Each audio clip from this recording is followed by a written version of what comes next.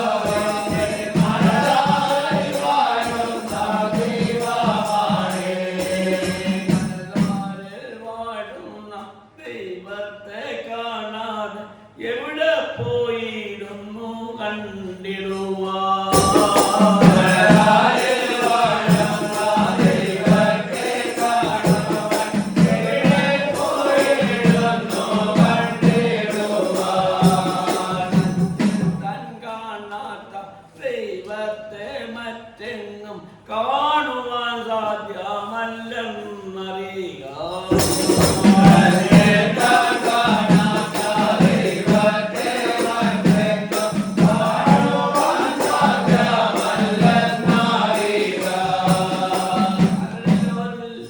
ഈശ്വരനെ തേടി നടക്കുന്നുണ്ട്.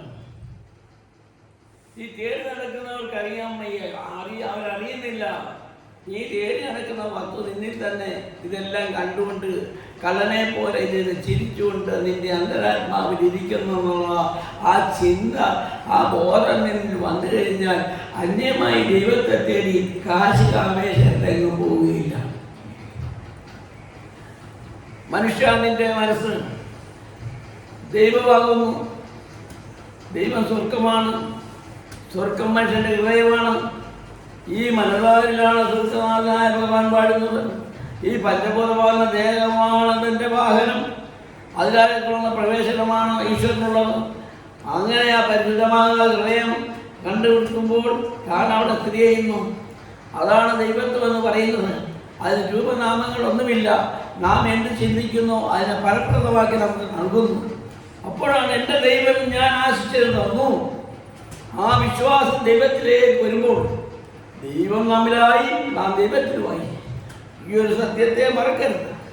ഇത് നാം അതിന് ജീവിക്കുകയാണെങ്കിൽ ദുരിതമോ ദുഃഖങ്ങളോ ഒന്നും ഉണ്ടാകുകയില്ല. അതില്ലാതെ വരുമ്പോഴാണ് ഈ പ്രയാസങ്ങളെല്ലാം ഉണ്ടാകുന്നത്. അത് ഈ ലോകത്തിൽ അതിനെ തീർത്തുരക്ഷിക്കാൻ പലരും ഇങ്ങനെ കാത്തിരിപ്പുണ്ട്. അവിടെ നിന്നും കൊണ്ടിരുന്ന് അതിന് തല കൊടുക്കണം. ദൈവം മുമ്പാകെ താഴെ വീണ് നമസ്കരിക്കണം. ഈ ലോകത്തിൽ നാം കാണപ്പെടുന്ന ഒരു ഗുരുവാണ്. ഈശ്വരനായി, ദൈവമായി, ഗുരുവായി നമ്മൾ മനസ്സിലാക്കി പ്രവർത്തിക്കുക, ആരാധിക്കുകയും ചെയ്യുകയാണെങ്കിൽ അവിടെ നിന്ന് നമുക്ക് ശാന്തി സമാധാനം ലഭിക്കും. അതാണ് അറിവാചാരം വിശുദ്ധി ആരാധന എന്ന് പറയുന്ന കാരണം. അതാണ് അവിടെ നിന്ന് ഇത് ലഭിക്കുന്നുള്ളൂ. പഞ്ചഭൂതമാകുന്ന ദേഹം പല വിധത്തിൽ അന്ധകാരപ്പെട്ട് കൂടെ നടക്കുമ്പോൾ ആശ്രയം ഭഗവാൻ ഒരുവനാണെന്നുള്ള തിരിച്ചൊരു ബോധം വന്നാൽ എന്തൊരതിശയം എൻ്റെ നാഥ, ദൈവത്തെ എന്നിൽ ഞാൻ കാണുന്നുണ്ട്. എന്തൊരതിശയം എൻ്റെ നാഥ, ദൈവത്തെ എന്നിൽ ഞാൻ കാണുന്നുണ്ട്.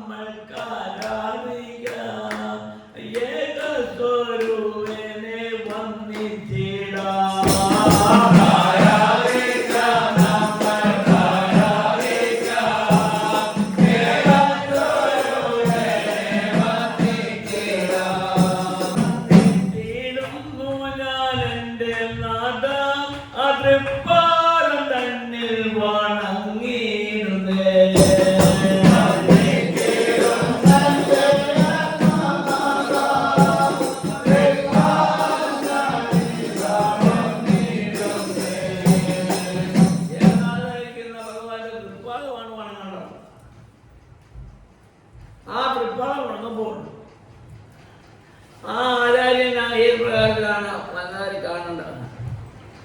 എന്നിൽ കണ്ട സ്വയംപ്രകാശം ആ ഈശ്വരന്റെ ചൈതന്യം നിറഞ്ഞ ഒരു ഗുരുവാണ്, ഒരാളാണ് എന്നുള്ള സങ്കല്പത്തോടുകൂടി തൊട്ട് വന്നിട്ട് മനുഷ്യമനത്തല്ല് അതിൽ അതിസുഖമുണ്ടെന്നേ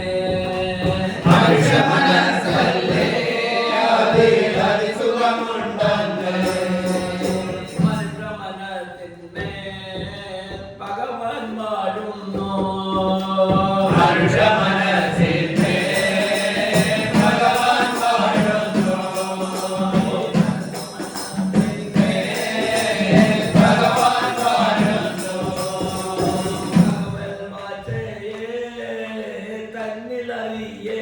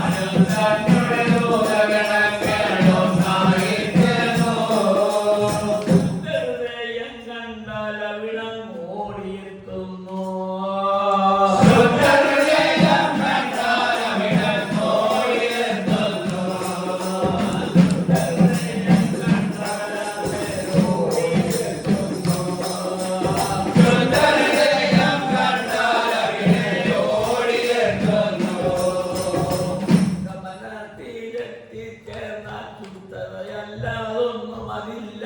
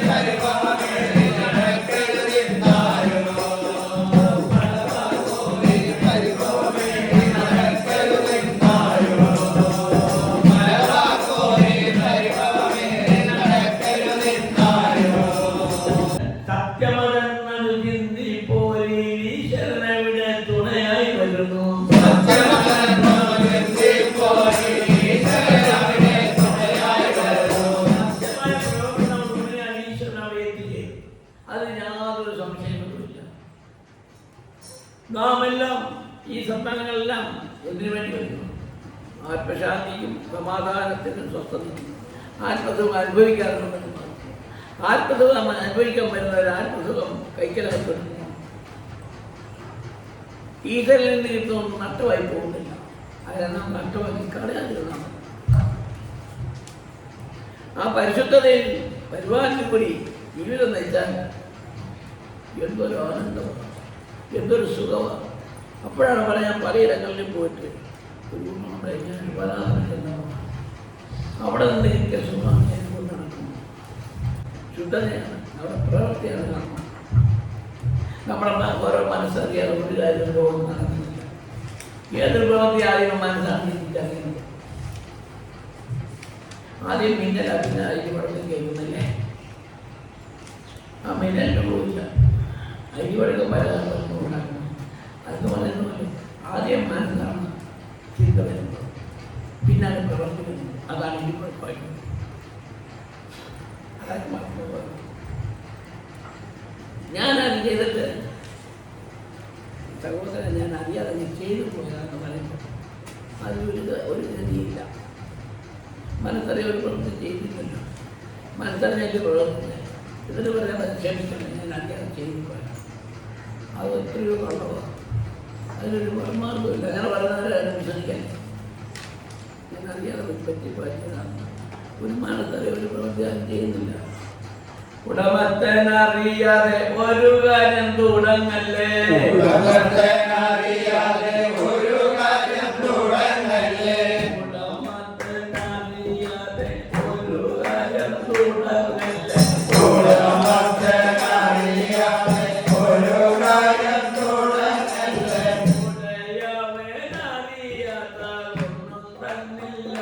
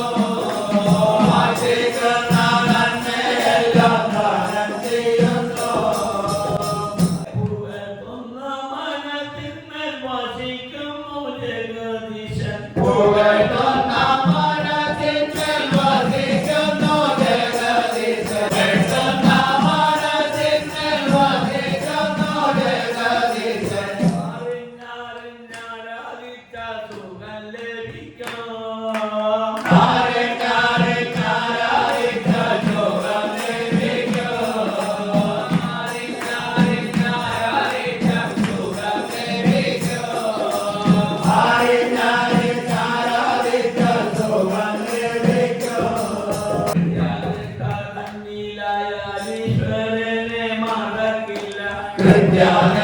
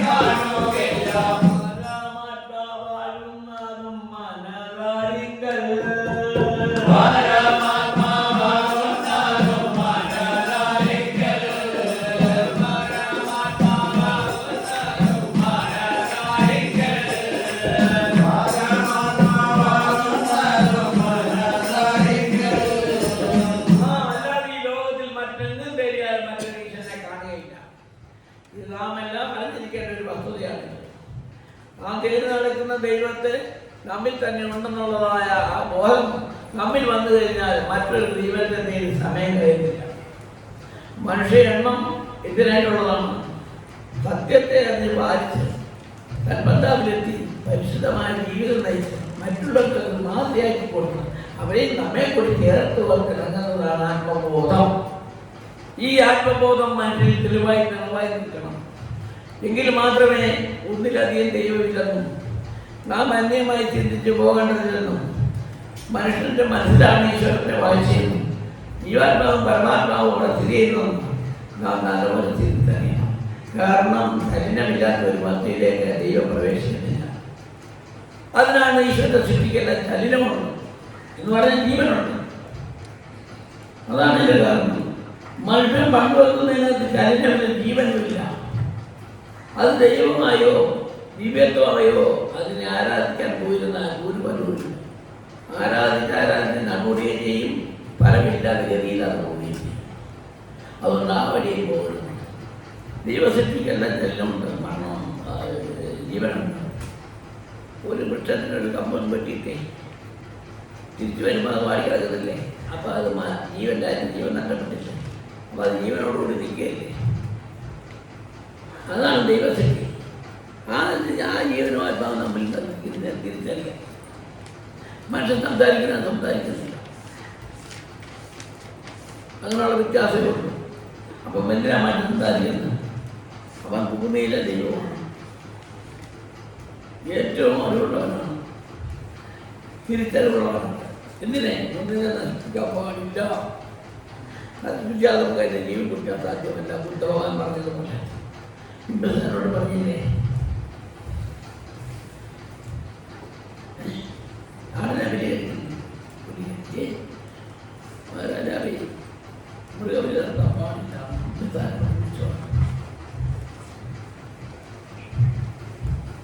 അതെന്താണ് കാരണം ചോദിച്ചപ്പോൾ അന്ന് ഇതിനെ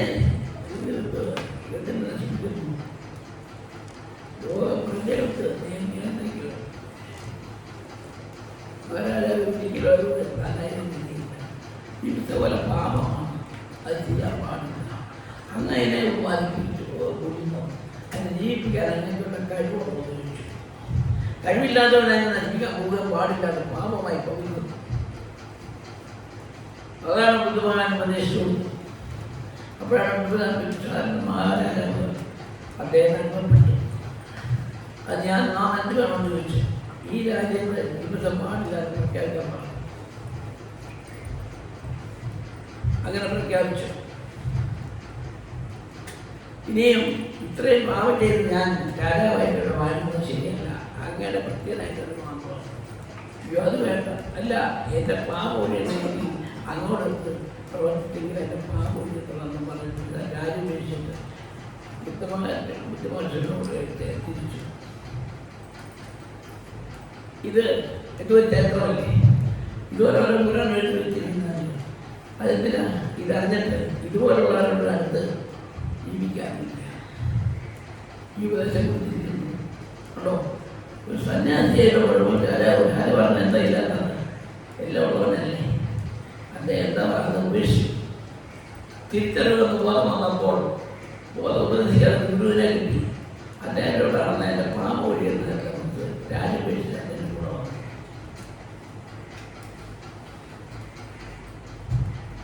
നിങ്ങളാരെങ്കിലും ചെയ്യുമോ? ഇറ്റേർത്താം കരിവത്തിൽ അദ്ദേഹത്തിൻ്റെ ഒരു വേഷം വരും. കാരണം ഇങ്ങോട്ട് അയച്ചത് കൂടി എണ്ണം പെരുകിയിരിക്കുക. ഇതോടെ പൊട്ടിക്കുന്നു. ഇങ്ങോട്ട് അയച്ചത് കഴിയും എണ്ണം പെരുകിയിരിക്കുകയാണ്. ചിറ്റിക്കെല്ലാം കണക്കുള്ള എണ്ണമാണ്. ഇത് ചോദിക്കുമ്പോൾ എല്ലാവരും പറയോ അമ്പടാ ആരെ കണ്ടില്ല എത്ര തെറ്റാണെന്ന് ചോദിച്ചാൽ ഭയത്ത് മതി. ആരാണ് സാധ്യത എഴുതുന്നത്? പരശുമാരെന്ന് പറഞ്ഞിട്ടുണ്ട്. എത്ര തെറ്റിട്ടുണ്ട്? അല്ലാതെ ഒരു പുരാണത്തിൽ പറഞ്ഞില്ല. അയ്യോ പിന്നെ തീരാൻ നിൽക്കുന്ന പുരാണങ്ങൾ പറയുന്നു. അപ്പം സുഖം നമ്മൾ ശരിക്കണം. അതിലാരും നിലനിൽക്കണം. അല്ലാതെ എല്ലാം 15 മാറണം. അല്ലെ ആരെ കൊണ്ടു പറയുന്നത് കഴിവതിൽ എത്തിരുന്നിട്ട് 10 വിത്ത് അകത്ത് തലമുറയ്ക്ക് വേണം. അതിൻ്റെ തെരഞ്ഞെടുക്കുന്ന തലവായി ചിരിച്ചിന് കരിയത്തെ പറ്റി ചിന്തിച്ച് നോക്കാമെന്ന് അവരുടെ എനിക്കറിയാം. 20 ഒരാളോടുണ്ടായിരുന്നു കടകാത്ത് കാഞ്ഞിരമണത്തോടെടുത്ത ഭാഗത്തിന് കൊണ്ടാവുന്നതായി പല കൈപ്പയങ്ങനെ എടുക്കുന്നത് എന്ന് പറഞ്ഞാലേ ദൈവത്തോടടുത്തല്ല എങ്ങനെയാണ് പാവന്മാർ ഞങ്ങളായിരിക്കും ശരിയായിരിക്കും ഓർക്കുവാണ് ശരിയായിരിക്കും. ഈശ്വരൻ മനുഷ്യനെ മറ്റു ദൈവത്തെ സൃഷ്ടിച്ചിറക്കിയിരിക്കും. നീ കണ്ടോടാ നിന്നെ കഴിഞ്ഞ ഞങ്ങൾ നിനക്ക് രൂപയില്ല ഞങ്ങൾ രൂപത്തോട് കൂടി കണ്ടുവച്ചിരിക്കും. പച്ചപിടി ഗുണമാകുള്ളൂ വിളിച്ചൊക്കെ തുമ്പി നീ ഉണ്ടാക്കി വെച്ചാൽ വിളിച്ച വളർന്നോ തനിക്ക് ആയിരിക്കുന്ന ഇതെല്ലാം ഒരു ഇത് മനസ്സ് തിരിച്ചറിയുണ്ടായിരുന്നു. മനസ്സാണ് ദൈവത്തെ സൂക്ഷിക്കുന്ന സ്ഥലം. മനസ്സില്ലാത്ത മനുഷ്യനുണ്ടോ? സ്ത്രീ പുരുഷനും മനസ്സുണ്ട്. ആ മനസ്സാണ് മറ്റൊരുത്തരുടെ കാര്യം ചിന്തിച്ച് അവൾ ആരാധനം കളയുന്നത്. മറ്റൊന്നിനെ ചിന്തിച്ച് ആരാധനപ്പെടുത്തുന്നു. അവനുള്ള സുഖവും പോയി മറ്റൊന്ന് ആശ്വാസം. മറ്റൊന്ന് ചിന്തിക്കുന്നവനോ ആശ്വാസമില്ല. അവന് സുഖം ആ വേലയില്ലാത്ത ജോലിക്ക് പോകേണ്ട കൂലിയില്ലാത്ത ജോലിക്ക് പോകേണ്ട വല്ല കാര്യം ഉണ്ടോ? മനസ്സുണർന്നോ സുഖം ഭാവിച്ച സുഖം തന്നെ. മനസ്സുണർന്നോ സുഖം ഭാവിച്ച സുഖം തന്നെ. അപ്പോൾ പാതകലം മാറിപ്പോയിടും. അപ്പോൾ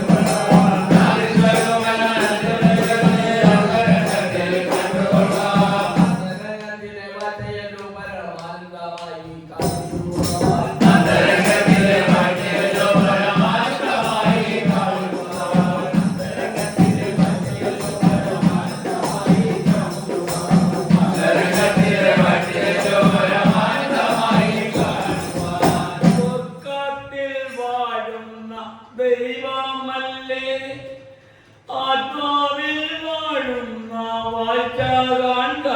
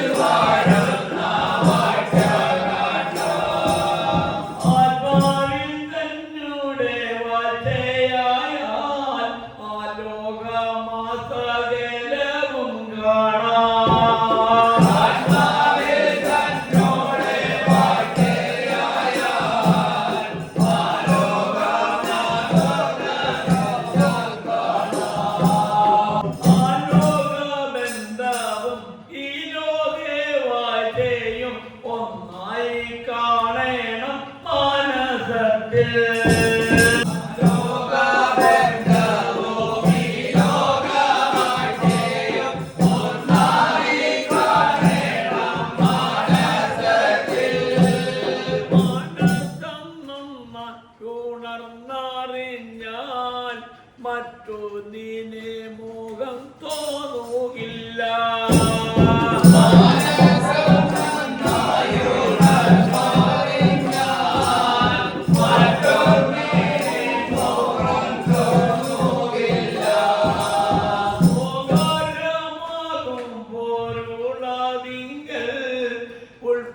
ഉത്ഭവമാകുന്നു ദേവലോക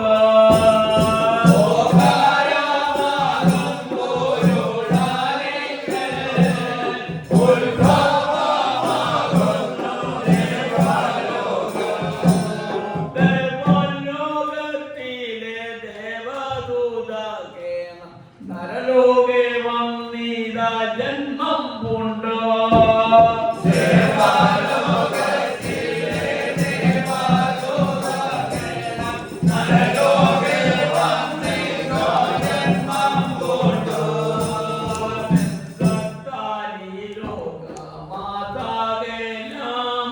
തന്നിൽ ലയിച്ചു സുഖിച്ചു വാഴോ